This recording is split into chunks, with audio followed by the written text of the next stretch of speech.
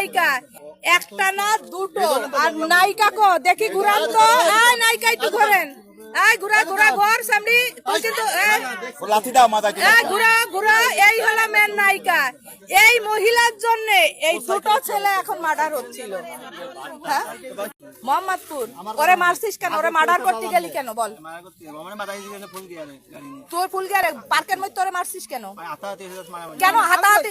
হ্যাঁ হ্যাঁ, তোর সাথে হাতাহাতি কেন হলো? কেন হয়েছে হাতাহাতি সেটা বল।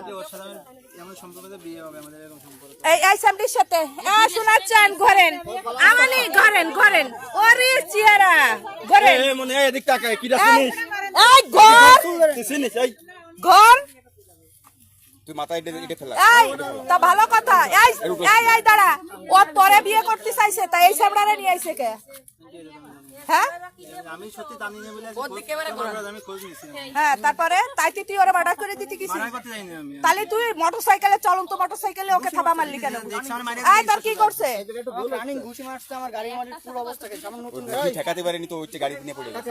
হ্যাঁ, ও যদি এখন মারা যেত কি হতো? তুই তো এখন মার্ডার কেসে পড়বি।